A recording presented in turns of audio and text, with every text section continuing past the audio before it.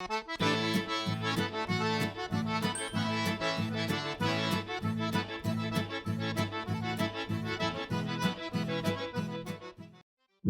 official given name when I was born was James Reginald Mott.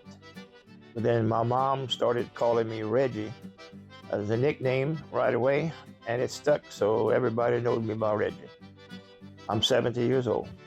Where are you from?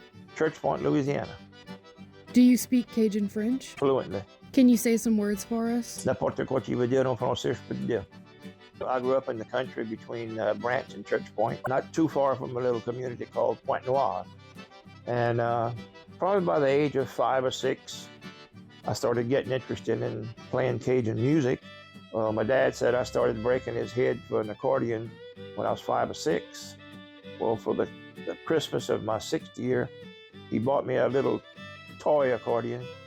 I don't remember that, he said, but when I opened the box, he said, I saw it and I picked it up and I threw it on the floor. I said, that's not what I want a real one. And that's when he told me, he said, well, son, you have to wait. I don't have the money to afford a real one.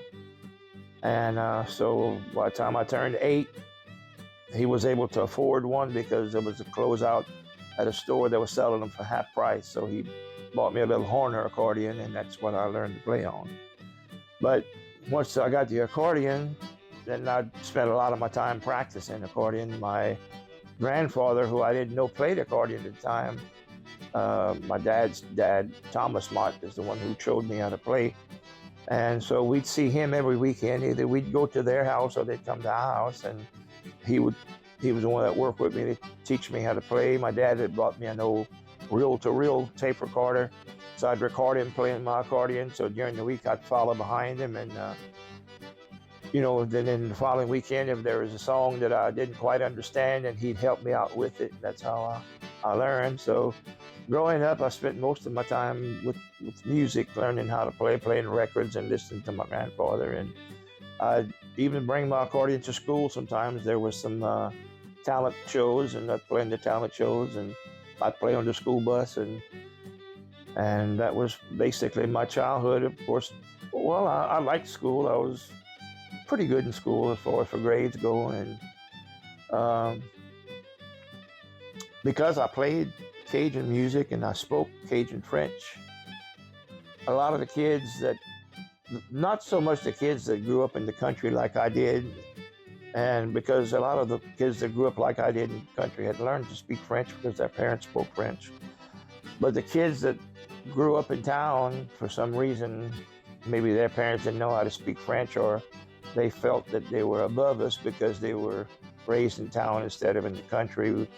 I felt like we were looked down upon because I spoke French and played Cajun music. They'd always tease me about playing that, because they call it the chank-a-chank music. They'd laugh at me because I'd play Cajun music, but I never let it bother me. I mean, it's something that I had in my heart that I wanted to do, and by the time I was 13 years old, I started playing professionally. And when I did that, I started having money in my pocket to buy things that I wanted that maybe they didn't, so. And so that was basically the way it was in school. It was, I was teased for doing, what I did, playing Cajun music and speaking Cajun French. My parents were George and Ethel Mott. My dad was worked for an oil company. It was called Canal Refining Company in Church Point. Big white metal building, a warehouse. That was the Canal Refining Company warehouse. So my dad was hired on to manage the warehouse there. And he did that for 2 or 3 years until there was a salesman route that came open, and then so he went on the salesman route to distribute tires and batteries and oil to the different canal stations. When he spent 18 years with Canal, decided he was going to retire, bought a canal station in Church Point, and ran it for about a year, and had enough of that. So he decided, he always liked carpenter work, so he decided he was going to do remodeling jobs and add-ons, and he enjoyed doing that for about 3 years. And some of the remodeling jobs he did, they wanted him to build vanities and some cabinets. Well, the word started getting around about how well his workmanship was on building cabinets and vanities. that people were calling him just to build cabinets and stuff. So he decided he'd build his own cabinet shop, which he did, and he worked for 25 years building cabinets. And my mom always enjoyed doing all kind of crafts and stuff. So when they built the shop, my dad had built a special area for her to do her crafts in. And so she spent her time doing crafts. And I mean, a lot of it was plaster, and some of it was where they do the greenware and they put it in the kilns and stuff. And she was starting, she'd get a lot of work from the school where for homecoming and stuff, she'd do these little footballs and stuff with the names of all the football players. And I mean, all kind of different things like that. People would come see her to do all kind of things like that. And my dad would make what they call shadow boxes also for people that had passed, and it were just a box with glass, and they'd put some of their mementos inside there. And my mom would work with silk flowers, and she'd do stuff, and they would take some of the silk flowers or the ribbons from the coffin, so she'd make little flowers out of that and put inside the shadow box. And I mean, all kind of things like that she would do in the crafts. And my dad, like I said, he'd do the furniture repair and stuff like that. And so they ended up working the last 25 years of business working together in the shop. You know? What was your mom's maiden name? She was a Colligan, which is Irish. And it's probably Culligan. And once it got to the United States, some kind of way, the U got closed up to no, I guess. And so there's 2 or 3, not to say 2 or 3 families, because they were all related of Colligans in Church Point. And so I know it's like my grandfather's first and second and third cousins that lived there. The story that he had heard that was passed on was that 3 brothers came here to the United States, and the 2 older brothers got married. They had been here for 3 or 4 years, and about the 4th year, they got a letter from their mom saying that their dad had passed away, and evidently they were kind of well off. They owned a factory in Ireland, and that she wanted all the 3 boys to go back home to run the factory. And if any of them didn't come back, they would have been disinherited. You know, the ones that went back would have inherited everything. Well, the 2 older brothers were married and settled here, so they didn't want to go back. The younger brother went back and ran the business, and that's how that story played out. So the 2 brothers that remained here is where the Colligan line came down from in Church Point. So, and from what I understand, that was sometimes at the end of the 1700s when that took place. My grandfather, Black Colligan, his real name was Theodore. Everybody knew him by Black because he was so dark and working in the sun. He was one that liked to talk about the family. So I learned a lot about the family from him, and it was a constant learning because we lived next door. The minute there was a car that he didn't recognize that was there, he'd come over to see if it was somebody he knew and he could find some relation. And he'd always start asking who they were and who they were related to, and some kind of way he'd always find some kind of relationship to just about everybody that come to visit, you know, even people that weren't from here.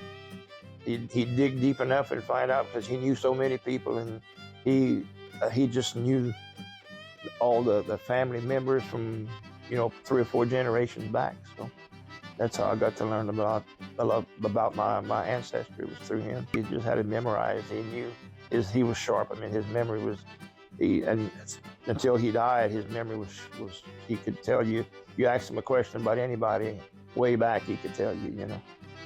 And every time we'd get together, he'd talk about it. So I was always hearing about this one and hearing about that one, you know. And then my other grandfather and grandmother were close friends with my grandparents that lived next door.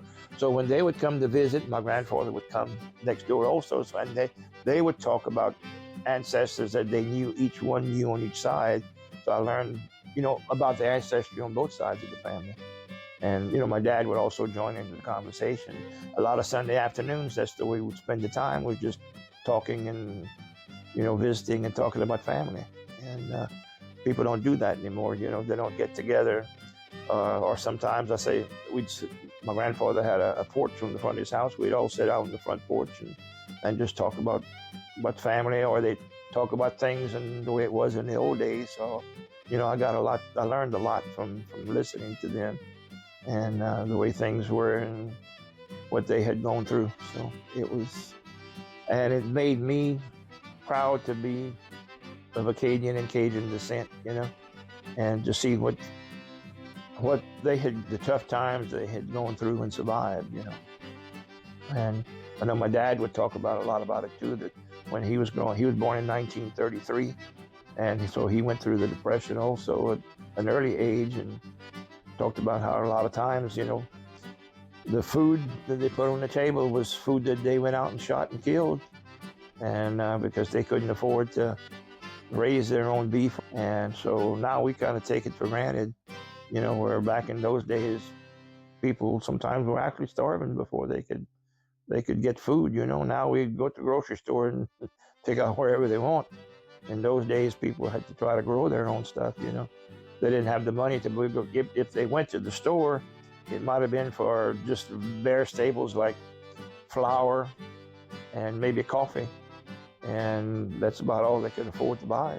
Hearing them talk, even as bad as it was still better times sometimes than it was today, because they didn't have all the rat race that we have today. Do you identify as Cajun?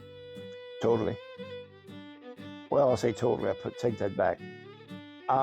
Identify as Cajun, but I'm also an American, and I do swear allegiance to my country of the United States. But I'm also proud of my Acadian or Cajun heritage, and so I do identify as a pure Cajun. So. What makes someone a Cajun?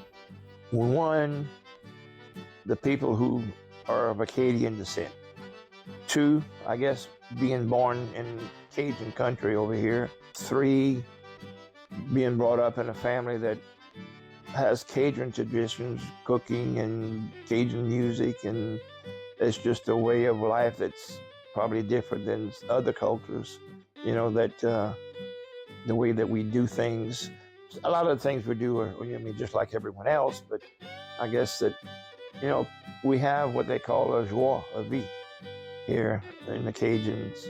It's kind of a live and let live kind of attitude and then, it's like a lot of us say, we don't really have any strangers. It's just friends we hadn't met yet. You'll find most of the people that when you come to Louisiana that are Cajun they're very open people. They're, a lot of the Cajuns aren't shy. They'll talk to outsiders and they'll help outsiders. Where, I've been to other states all over the United States and other countries playing music, and people aren't that way. If if you're a stranger, you don't feel accepted like we accept strangers here in Louisiana, is what I find. And I think that's one thing that, that makes a Cajun, because of the way that you're a loving type of people, that and you're always willing to help people, even people that you don't know. Do you think that an outsider can fully assimilate into Cajun culture? I think it's possible. I mean, if they come here and they live here long enough and they embrace the food and the way of life. I think that, I do know people that have been here that are not from here and have been here for 20, 25 years. They're now just like us. I mean, if people wouldn't have known that they were from another state or somewhere else, they'd have thought that they were pure Cajun. A lot of them have even learned to speak the Cajun language like we do. There is a story I told someone. It's my oldest sister was in high school. She had a science teacher that she became really close to, and she came to pick up my sister during the summer month to go spend a day or two at her house, because my sister was her best student. She was really bright. And when she came over here to pick up my sister, well, like I mentioned earlier, my grandfather next door, when he'd see a new car or an unfamiliar car, he had to come see who it was. So he came in, and so when he walked to the door, he sees this lady, and because his first language was French, he walked through the door and said, "Bonjour, madame, comment ça va?" And she answered him back in Cajun French and started talking to him. So he asked her where she was from, and she said that she was from Maryland. He said, well, they speak Cajun French in Maryland? She said, no. Well, he said, how did you learn to speak French? She said, well, because my husband is Cajun from Louisiana. And she said, I met him when he was in the service. And she said, we started dating. We decided to get married, and I hadn't met his parents. So she said, we were planning a trip to come to Church Point to meet his parents. And she said, my husband was a big jokester. So he told me his parents couldn't speak a word of English. All they spoke was French and couldn't understand English. So he said, I'm gonna have to teach you a couple of Cajun phrases in French. That way, when you get there and you talk to him in French, it'll make a big impression on him. So she said, okay.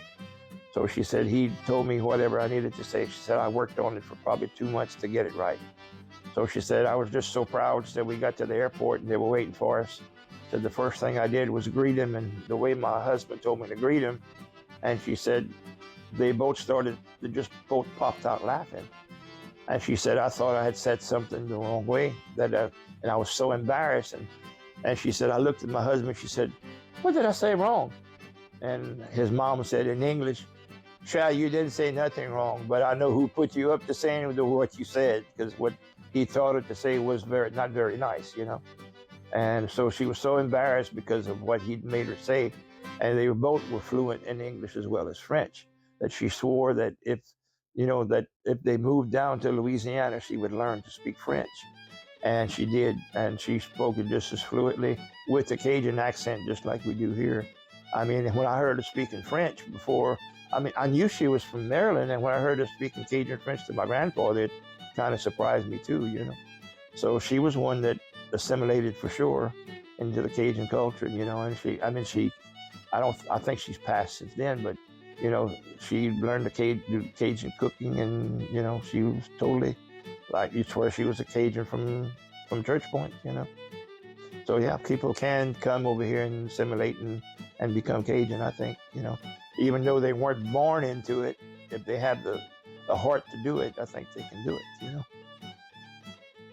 Can you remember being viewed differently or negatively by anyone in any setting for being Cajun? Yes, like I mentioned earlier, in school, like in grammar school, that, you know, I was teased for being Cajun and speaking French and playing Cajun music. And they, you know, they made me feel like I was, like we say in a term in French called basse classe, low class. Like, you know, that I wasn't worth as much as they were because I was speaking French and born in the country. I wasn't born in town. That, you know, their status was more prestige than mine because I was on the lower end of the totem pole, you know. And so it was kind of a stigma in a way growing up. Of course, it didn't make me want to stop speaking French or stop playing my Cajun music. I mean, I just pushed through it. It's kind of like the Barbara Mandrell song where she was country when country wasn't cool. I was Cajun when Cajun wasn't cool. And so even after, when I got out of high school, and well, even before that, in high school I was playing, we started recording with the band I was with. We recorded records, and so they were playing our records on radio. And then we started playing, there was a program on every morning called Passepartout. And the morning show, they'd play Cajun music. So we would go and film, and they'd play our band on there.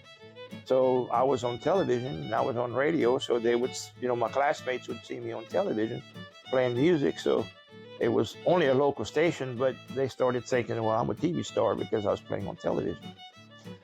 And then later, I was with a band called the Church Point Playboys for 20 years. Then after 20 years, I joined a band called Jambalaya.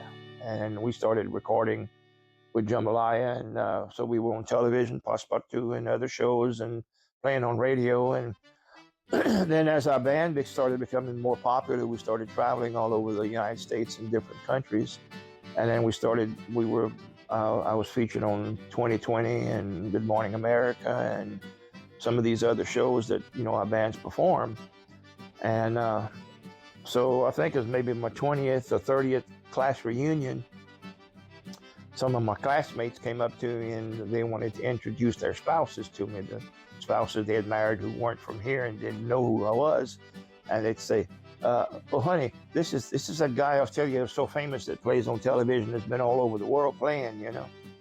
And then so then they would after that they would say, you know, we sure gave you a lot of hell in school and picked at you for playing Cajun music and speaking French, but said, well, we sure wish we knew how to play music and talk French now because you know French was starting. It was cool now to be Cajun, cool to be French. Everybody's wanting to play Cajun music and speak French. So, you know, so my classmates that were picking at me because I did that now say they wish that they knew how to speak French and they apologize for being the way they were back then, you know. Do you think that some traditions can change or evolve over time and still be considered traditional? Yes, I think so. Because just like, I mean, the Cajun music, for instance, Cajun music has changed. It has evolved since. Because when the Acadians arrived here in Louisiana in 1775, the main instrument was a fiddle. And the type of music they played was more of a Celtic type music, which was jigs and reels and square dances and stuff like that, all the way up until the end of the 1800s. And then here in Louisiana, around the Rain and between Rain and Crowley area, there was a German settlement, and the Germans brought the German accordion with them here. Well, sometimes around the end of the 1800s, the German accordion became part of the Cajun band. And when that happened, it changed the style of Acadian music, and it became Cajun music because the accordion, they couldn't they couldn't play as fast as the fiddlers could, moving their fingers on the fretboard as they could moving from button to button. So the style of music started changing there. And then in the late 20s, early 30s, when the radio came in, they started listening to radio here. And most of the station they picked up was a station out of Nashville that had the Grand Ole Opry, another station out of Shreveport that had the Louisiana Hayride. And it was all country and hillbilly type music. Well, the Acadians or Cajuns started adapting some of the country songs and country tunes to the accordion. They found it was easier to play those styles of music.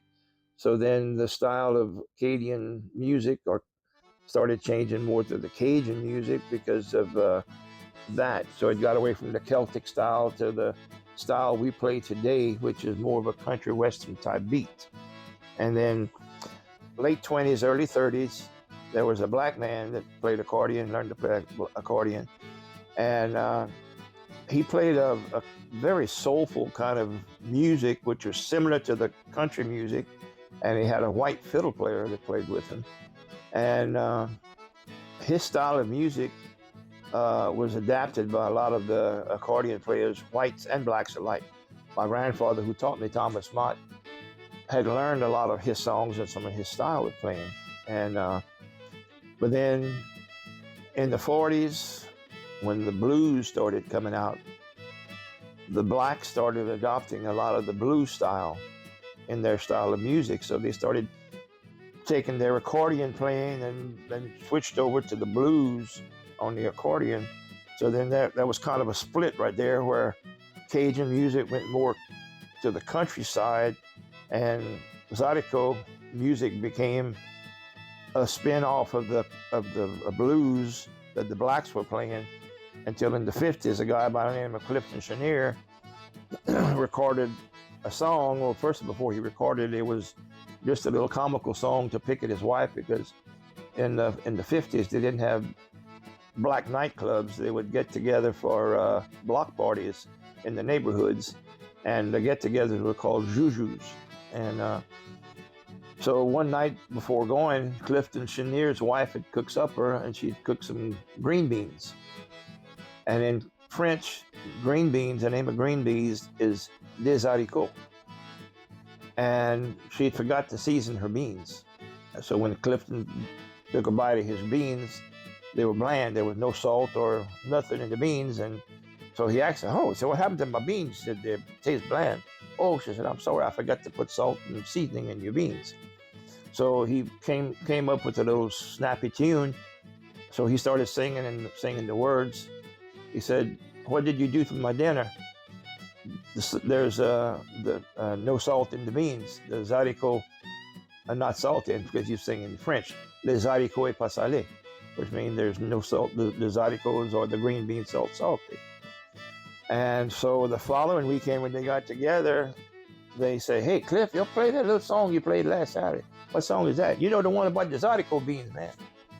So then it got to be a really popular song. So then before you knew it, that style of music became known as zaricot, but it was spelled phonetically, which is Z-Y-D-E-C-O. But the real way to spell it in French, it's plural. It's D-E-S, haricot, Harricot, des haricots.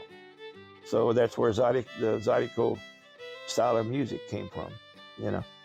And but so then, you know, that's where the music has evolved to that point. And then in the late 40s, a guy by the name of Ari Lejeune took the style of Amédée Ardouin, and like I said, he had kind of a bluesy style, but not blues like came out in the 40s. And Ari kind of took his style and kind of stepped it up a little bit with the country style, but then he started playing faster than the other guys did. And then in the 1950s, a guy by the name of Aldis Roger came out with a full band, and he added the drums and the bass guitar and electric guitar in. So that changed the sound of the music and the style of the music. So Cajun music, just like any music, is going to evolve. I mean, all through the years, if you go back to the music from the 20s and the 30s, every year or every decade, the style changed. Even now, you got music from the 60s to 70s, 80s, 90s. None of it is the same. It all evolves, and Cajun music is the same way. But with Cajun music, even though it's evolved, there's still a certain part of it that remains to the root. And that's like I was telling a lot of the younger kids playing today, it's okay to evolve. It's okay to change the music to the styles of today, but try to keep some of the root music in that style. You know, learn how to play some of that to where you can always go back to that, you know, to where it doesn't get lost over the years. And a lot of the younger musicians are doing that, you know. People like Wayne Toops he changed his style and called it Exotic Cajun, which is actually more of a rock and roll background with a Cajun French accordion style. And by doing that, I think he attracted a lot of the younger people who were not interested in Cajun music today because they found it boring because of the style of it being played. But then when Wayne took it and stepped it up, it caught their ear, so a lot of them started listening to it, and a lot of the younger musicians, or younger guys, wanted to learn to play accordion because of that. So now we've got more young musicians than ever playing Cajun music, and even though their style is a little different than the actual original traditional Cajun music, it's still Cajun music that they're doing. They're still playing the old songs with a little twist to it, you know. So yeah, music is always going to evolve and still stay with the roots, you know. What are some elements of Cajun culture that need to be preserved? The language, for sure. You know, we need to try to if we're going to preserve it as a culture, because if we get to where we can't speak French, then that's the biggest part of the culture, because we came from France to Nova Scotia to Louisiana. So we were French to start with. So if we're going to keep the culture, we have to keep the language French. And then if we're going to keep the Cajun culture, we need to keep the Cajun music the way it is now. Because we've lost the French culture from France to Nova Scotia to arriving here, where the Celtic style of music is gone now. You know, we don't play any of that style of music anymore. So for 200-300 years, that was the style. and then since the early 1900s, we've been doing, so it's been over 100 years now that we've been doing this style of, not exactly the same style of Cajun music, but close to what was done in the early 1900s, you know. So that's another thing that needs to stay. And I think that we need to keep our Cajun dishes, our Cajun food. We need to learn to keep our gumbos, our etouffees, you know, and all the foods that make us Cajun, you know. I think that we need to continue being able to cook those dishes, because if we all start to cook pizza and spaghetti and then get away from our Cajun dishes, then we're getting away from our Cajun culture there too. Whereas there's nothing wrong with Italian dishes, but if you want to keep it Cajun, you need to teach the young generation how to cook the Cajun dishes in the way it's supposed to be cooked. Do you know any traitiers? I know some, and I did know some. My aunt, the one that her son went to Vietnam, she would treat for warts, and she treats for 3 or 4 different things. But I know she treated me. I had, which arm was this arm? I had a cluster of warts that had come out on my elbow over here. I had one big one, and then there was like a bunch of little ones just all around on my elbow. And I had one here on my arm that I actually had, a doctor had to burn this one off. But all the ones on my elbow, I was constantly running into the door frame. I'd pass too close to the door frame and bump them, and they would bleed. So one day my aunt was visiting my mom, and she saw my arm, and she said, "What's that on your arm?" I said, "I have some warts." Well, she said, "Come here," she said, "I'll treat you for that." I didn't know she treated for that. So I said, "Okay." So I said, "What do I have to do?" So she said, "Well, get me some sewing thread." So I asked Mama for a spool of her thread, so I brought it. Now she said, "Count how many warts you have right there." So I had to take a pen and count it, because some of them were so small. I counted 57 warts I had right there. So she took the string and she tied 57 knots in the string. And then she said some prayers over my elbow. And then she talked with Mama a little bit, and she told me to come back. She said some more prayers over my elbow. Said, now, she said, go out in the yard. She said, take the string with you. She said, put it in your right hand. She said, throw it over your left shoulder, facing west or east or whatever it was. And she said, just throw it. And she said, never look for the string again. I said, okay. So a couple of days went by, and I still had the warts. So I don't know, maybe 2 or 3 days after that, at school, I ran into the door frame again, and first thing I did was grab my elbow, because I thought it was going to bleed, you know. I looked at my elbow, and it was clean. There wasn't a wart left on my elbow. And then another time, we were playing at the Liberty Theater that Saturday night, and that Saturday afternoon, my leg started hurting. And I picked up my pants leg, and there's like a big rash I had on the side, but it wasn't itching, but it was hurting like all the way to the bone. And I got to where it was so bad that I was limping. And we got to the Liberty Theater, and usually when we would perform, Terry and I would kind of dance around on stage. I was hurting too bad to even dance. I had to play sit down. So when we left from there, my wife and I, on the way back from Eunice, we cut across through Crowley, and we stopped at a Cajun restaurant called Billy's Air. And the band that I used to play with, the Church Point Playboys, was playing there. So I walked to the bandstand to talk to him, and the bass player, who's a cousin of mine, saw me limping. So he asked me, he said, well, what you limping for? I said, well, I don't know. I said, I got something that came out of my leg. So I showed him. I said, it hurts. And I said, I'm limping. So he told me in French. He said, what you have is called a résipa. I said, what's that? He said, it's some kind of a blood infection. He said, it's came out on your leg. He said, I've seen that before. He said, man, he said, you better get your uncle to treat you. Uncle Liberté. And Liberté was my grandmother's brother, my dad's mom. He was a young, Liberté Young. I didn't know he would treat for all kind of different things. So I called him the next day to see if he could treat me. Well, for that, I told him what it was, and to see if I could come over to his house. He said, well, I don't need to go to your house. He said, I can treat you over the phone.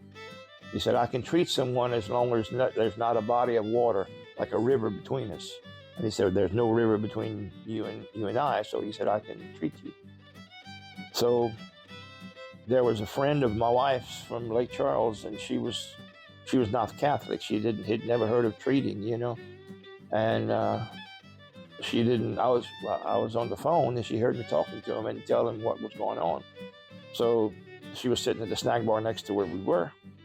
So when I got off the phone, I was explaining to her what had happened, that my uncle was treating me. Well, while I was talking to her, all of a sudden, my leg just felt like somebody had taken a blowtorch to it. I mean, it just started burning like fire. And just as fast as it started burning, it just started cooling down. So I picked up my pants leg to see, and then when I did, all the redness was gone and all the pain had went away, just that fast. So I believe in treating.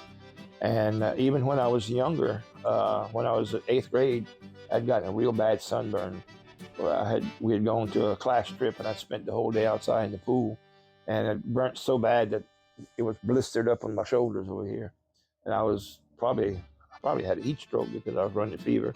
And a lady down the street from where we lived, my dad knew she treated for that, so he brought me over there.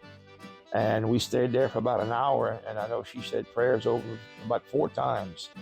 And by the time we left there, my fever had broke, and the blisters had actually started coming down on my shoulders, So I've been treated a couple of other things too, and which were kind of for gout and other things. And every time I was treated, it worked, So people treat for all kind of different things. My dad would treat for people that would get cut and they couldn't stop the bleeding. My ex-mother-in-law had come over, and we'd had dinner, and she was helping to wash the dishes, and she put her hand in the glass to wash it, and it broke, and it cut her hand open, and she was on blood thinners. She was having blood clots in her lungs, and they'd put on strong blood thinners and couldn't get the bleeding to stop. So I knew my dad treated for blood. So I called him, and he came over right away, and he treated her for it. And within about 2 minutes, the bleeding had stopped. And my grandfather, Thomas, he treated for canker sores, where babies have these little buttons on their tongues, these canker sores. So that when they're trying to suck the bottle, it hurts so much they can't suck. My youngest sister, when they came over one time, she had that. And my dad remembered he treated for that, so he treated her for it. And within 2 or 3 hours, she was able to take her bowel, So I believe strongly in treating. I mean, it's prayers. I mean, I know there's kind of little rituals that go with it, kind of like my aunt did with tying the knots and stuff. I don't know what that's about, but I mean, it worked for the warts. I mean, within a week of her treating me, my warts were all gone. I mean, I didn't even leave a scar on my arm, I didn't feel them fall off or anything else. So where they went, I can't tell you. But I mean, I know that it's worked for me. But some people treat for shingles. Some people, I mean, just about any kind of illness or rash that you can think of, people treat, and it actually. But the person that's being treated has to believe in it. If you don't believe in it, then it's not going to work. You have to have faith that the person treating you is going to work. To help to heal whatever it is that they're treating you for. You're going to say, yeah, you go ahead and do it if you want to do it, but you don't have faith in it's going to work. Well, then it's not going to work. I mean, I've seen that happen too. Play accordion. What instruments do you play? Play harmonica. I did play drums, and I did play guitar. I did record on a few records playing guitar. I played dances with different bands playing guitar, played drums with different bands, and recorded playing drums with some bands. But my main instrument has always been accordion and harmonica, I guess. Started playing that at 8 years old, and we're still pretty active playing at the Cajun restaurants. We play Tuesday nights at Prejean's restaurant in Cannon Grove, Friday night at Randall's restaurant in Breaux Bridge. Play every first Sunday of the month for a brunch at Tante Marie's restaurant in Breaux Bridge. I lead the jam session at Tante Marie's every second Saturday of the month, and plus a few other things they call us for special engagements here and there. So we're still playing, pretty regular. And So I'm 70 years old. The guitar player that plays with us is 70. We both graduated high school together. Matter of fact, he played with me also with the band with the Church Point Playboys. Mr. B. Cormier was his uncle, and he played guitar with us for 5 or 6 years with the Church Point Playboys. And then we ended up being in the same band again, several years later. And Terry Huval and Bobby Huval are the same age. I think Terry's 68 and Bobby's 68, so they're a couple of years younger than us. And Terry's brother is 63. So we're all up in all the senior citizen days, but we're still playing Cajun music. And as long as our health holds out, we'll do it. We might be like, there was a band called the Hackberry Ramblers, and we performed different shows with them at different festivals and stuff. And at the time, when we performed with them, they were known as the only existing band in the United States that had been together for over 68 years and playing Cajun, and they called it hillbilly music back there, which was country music, and it was one of the best bands back in the 40s and 50s. Oh, so many places. I played in Copenhagen, Denmark.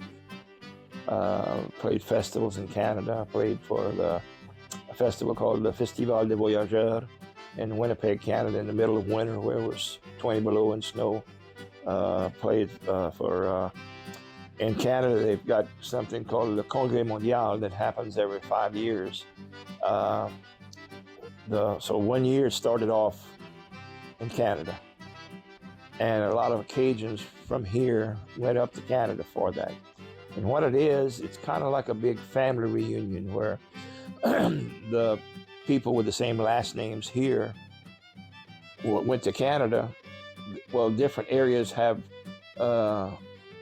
family reunions at different buildings, and there's a chart of where each family gets together. So the people from here can find where the different their family names is to go to the family reunions there. Well, when they went, they enjoyed it so much that they decided that they were going to host it here in Louisiana the following 5 years later. It's because in Canada, they had been doing it every 5 years. So when it came to Louisiana, they were here for a week doing that.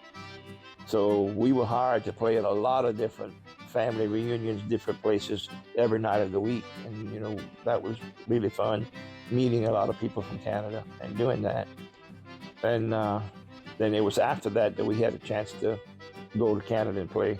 The last time I played in Canada was 2019, and we played for the Congrès Mondial over there. I've played all over the United States for so many different things. It's kind of hard to pinpoint what's the highlight of it. I mean, I've played in Colorado for Food and Wine Festival in Aspen, Colorado. We've played in Florida for the Bar Association. And we played a big auditorium in Michigan, and just above Detroit. It was a concert. We did a concert. There was nobody to dance. We played in Georgia, Alabama, Mississippi. Played the East Coast, a lot of places. I think I played 34 states. So it's hard to, after all the places we played, it's hard to pick one. And Cajun music is what brought me to all these places. Otherwise, I would have never been able to see all the places that I had a chance to see. Cajun culture and the Cajun music has served me well. What is your favorite Cajun dish to prepare? There again, I like them all, but I like making the cornbread dressing, rice dressing, because my family always likes the way I do that. And for family get-togethers, I always have to do that to bring it for the family because they like it. But I enjoy cooking crawfish etouffees and shrimp etouffees, just regular old everyday rice and gravy. I enjoy cooking that, brown gravy with vegetables to go with it, roast, gumbo. That I enjoy cooking all the Cajun dishes, and I enjoy eating them all too. What was your favorite dish to eat as a kid? Gumbo. One of my favorites was okra gumbo. Matter of fact, growing up, Mama would cook a chicken and sausage gumbo. She always put okra in it. So I was probably about 6 years old, and we went to friends of theirs that they had grew up with, and they were friends through high school. And he happened to be a musician also. Mr. Shirley Battron was a Cajun musician. So his wife had cooked the chicken and sausage gumbo. So when we sat at the table, I looked in the bowl and I went to take a bite. I said, I thought we were having gumbo. Well, she said, this is gumbo. There's no okra in it. She said, well, you don't have to have okra in it for it to be gumbo. Oh, my mama always puts okra in her gumbo, so it's not gumbo. That's what I told her, you know. So I was 6 years old before I learned that gumbo didn't have to have okra in it, because when they called it okra gumbo, to me that was a gumbo, you know. And so that was one of my favorite dishes back then. And I used to love, Mama would make, she called it a goulash, but what it was kind of a spaghetti sauce that she would make, and she'd put macaroni instead of spaghetti, and corn. She'd put corn in it. So, and I loved when she cooked that. You know, that was one of my favorite dishes. That and her gumbos, of course. I loved all of her cooking because she was a great cook. You know, but that was probably two of the favorite dishes that she made that I enjoyed. I'd get her to make that dish often with the macaroni and spaghetti. Now, it wasn't an Italian flavored spaghetti. It was a Cajun type of sauce she'd make with the ground meat, and she'd put the onions and bell peppers and the red pepper and garlic powder in it, but she wouldn't use any oregano or basil or anything in it. You know, it was just the regular seasonings that we would use here as Cajuns, you know. What dish are you preparing today? I'm going to make a cornbread dressing and a rice dressing using the same recipe. Part of it to make the cornbread dressing and the rest of it to make the rice dressing. What is your least favorite Cajun dish? Probably my least favorite dish is smothered cabbage. I'll eat it, a little bit of it, and I learned to to like it because my wife loved it so much. And I'd cook it for her. She'd ask me to cook it because she liked the way I made it, but I didn't like eating it. Even when my mom made it, I never liked it, you know. And I don't know why. It's just something about the flavor and maybe the texture of it, you know. But then when I make it, I put sausage in mine, and I like to cook it down where it's kind of brown. Now, the way my wife liked it, she didn't like it brown. She liked it where it was still kind of green and a little, where it was soft, but it still had a little crunch to it. So whenever I'd cook it for her, I'd cook it down a little bit more after I'd get what she wanted out. I'd cook it and brown it down for me, where I could get just a little taste of it, you know, and a couple of pieces of sausage.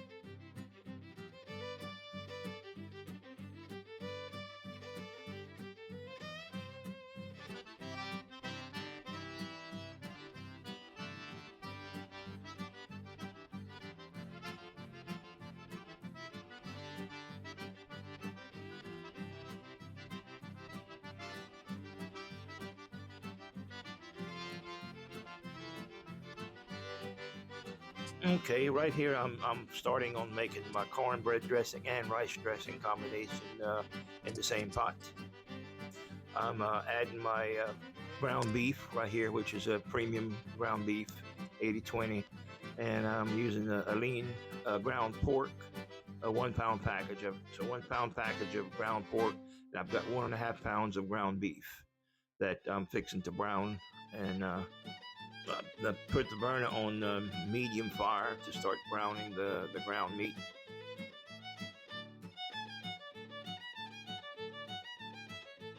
Around here I'm adding my Tony Sashry seasoning, and here I'm putting Worcestershire sauce, and I'm putting 2 teaspoons of Worcestershire sauce.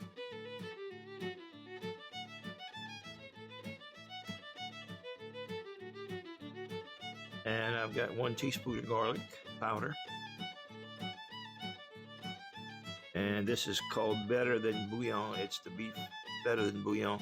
And I'm putting 2 tablespoons of the beef bouillon.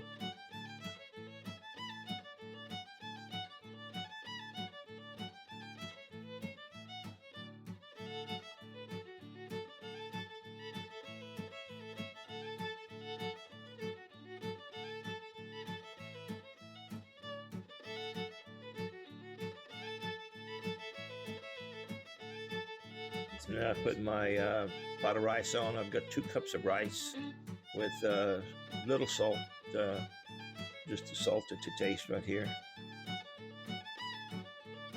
And I'm cooking on the stove. I'm using the old Cajun method of measuring. When you put your rice and then when you put your water level, put your index finger in and let the water level stop at the first crease in your finger.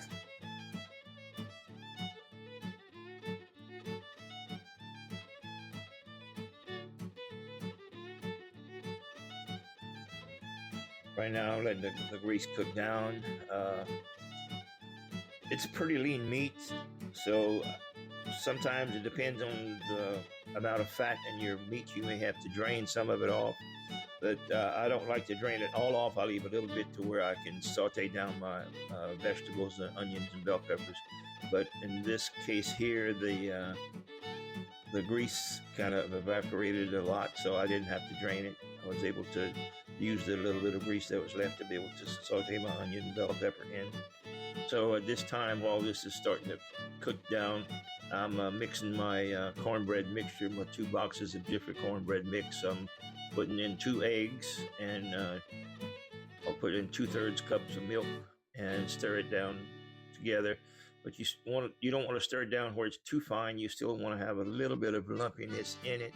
And I'll be adding that to my already greased cast iron skillet and putting it in the oven at 400 degrees for about 22 minutes. Okay, now I'm adding 2 cups of the onion, bell pepper, celery blend and stir it in with the ground meat and let it saute down to where the vegetables get translucent and also softened up.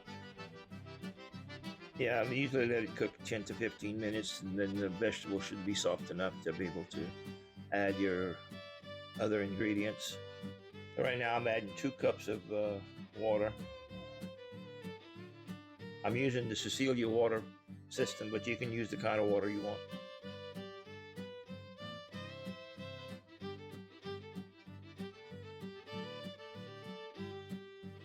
Okay, we also added 2 cans of cream of mushroom soup, and I added another 2 cups of water to give it a little bit more broth.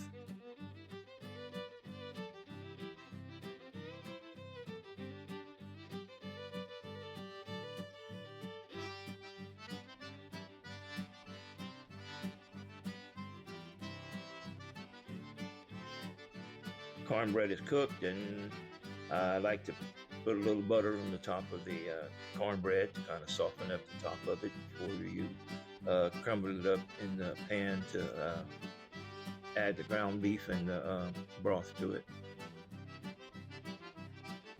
So we're taking it out and putting it in a square pan. You can use any kind of square pan if you want to. I'm using a Pyrex rectangular pan right over here, or you can use aluminum pan or whatever you want to use to put your cornbread dressing in. Then take your spoon and just start breaking it up to where it's fine but not too fine. You still want a few small chunks. And then you start adding the ground beef and the broth. To try to get the ground beef first and spread it out all over the top of the cornbread, and then you take your broth and start putting it in. Usually about in a pan that size, I use 3 to 4 ladles of the broth, and then start mixing it in, see if I need to add any more of the broth. You want it to where the cornbread is still moist, but not really mushy. You don't want it to get too mushy. And in here, there's a couple of places I noticed there was some dry pieces of cornbread, so I added just a little bit more of the broth in the places that were dry. And then what was left in the pot with the broth and the beef, then I added my rice that I had cooked in the 2 cups, and I used pretty much the whole pot of rice, with maybe the exception of maybe 1 spoonful of rice that I didn't take out of the pot into the Magnalite pot, and mixed it together, and it came out with the right consistency. That way it kept the rice moist and not too dry because there was too much rice in the pot.